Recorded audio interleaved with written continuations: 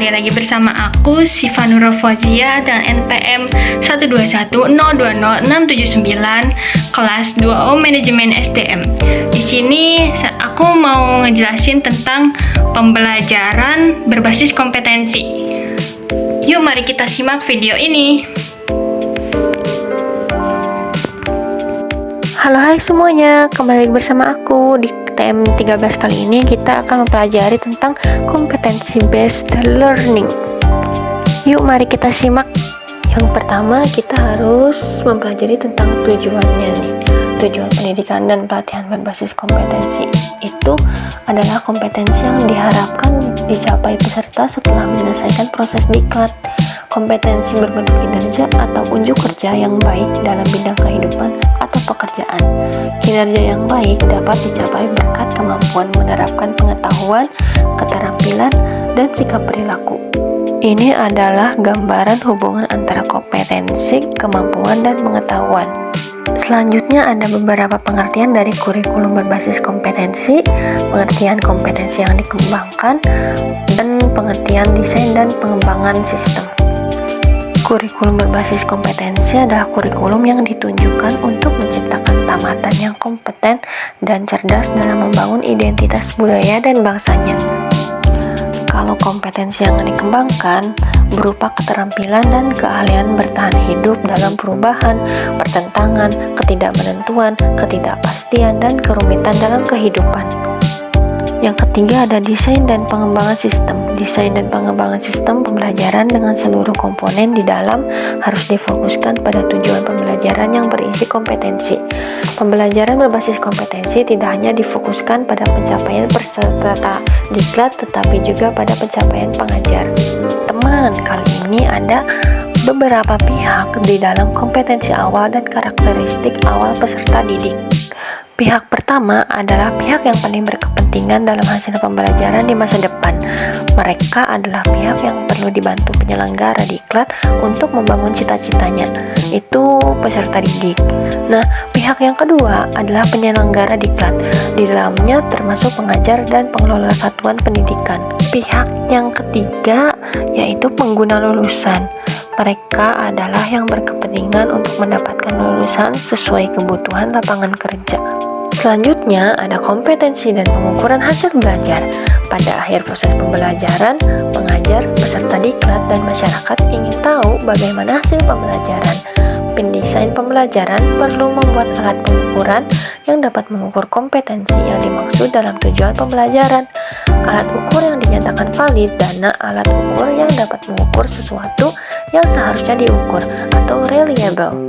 Nah, ini merupakan perbandingan kemampuan dan kompetensi. Bisa kita lihat dalam kemampuan dalam kawasan pengetahuan, keterampilan, sikap. Di nomor 1 itu kemampuan menjelaskan cara membuat proposal penelitian. Kompetensinya membuat proposal penelitian yang baik. Yang kedua, ada kemampuan cara menulis laporan penelitian. Kompetensinya membuat laporan penelitian yang baik. Terus yang ketiga, ada menguraikan cara penggunaan peralatan laboratorium fisika dengan baik. Kompetensinya menggunakan peralatan laboratorium fisika dengan baik. Keempat, menguraikan cara sopan santun dalam kehidupan masyarakat. Kompetensinya berperilaku sopan santun dalam kehidupan masyarakat. Yang kelima, menguraikan bentuk perilaku gotong royong sesuai ajaran Pancasila. Kompetensinya bergotong royong sesuai ajaran Pancasila. Di slide ini yaitu hubungan kompetensi dan strategi pembelajaran.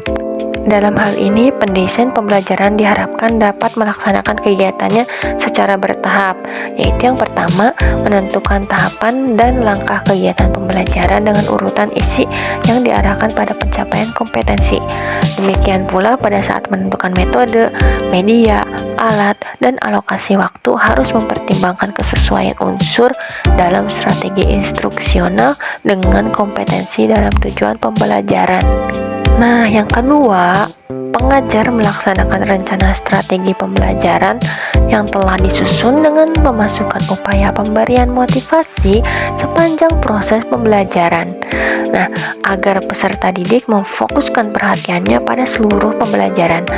Upaya pemberian motivasi berupa pemberian pujian, penguatan, pemberian latihan relevan, dan menanamkan keyakinan kepada kepada peserta didik bahwa ia secara bertahap akan berhasil mencapai kompetensi yang ada pada tujuan pembelajaran.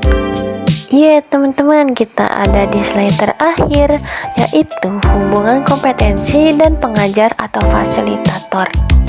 Di sini aku mau ngejelasin 5 hubungan kompetensi dan pengajar. Yang pertama ada fasilitator, perlu menguasai bahan pembelajaran dengan baik atau sangat baik. Dengan penguasaan bahan pembelajaran, ia akan mampu tampil meyakinkan pada saat mempresentasikan isi bahan atau saat menjawab pertanyaan peserta didik.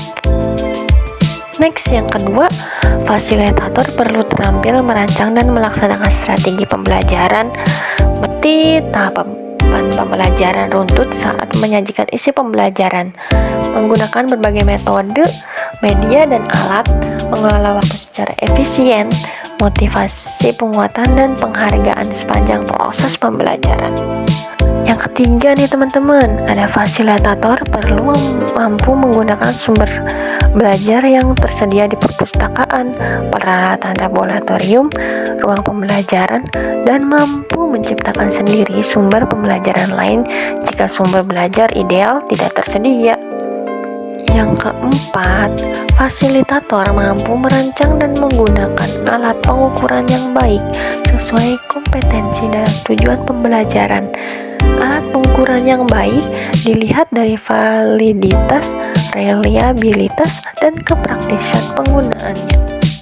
Yang terakhir nih teman-teman, yang kelima, fasilitator mampu memperoleh dukungan tenaga kependidikan dan pengelola satuan pendidikan di tempat kerja. Dukungan tenaga pendidikan berupa penyediaan ruang pembelajaran dan peralatan yang tersedia dari pimpinan satuan pendidikan, dan berinovasi melaksanakan pembelajaran. Terima kasih yang sudah menonton video tadi. Semoga video tadi bisa bermanfaat bagi kita semua.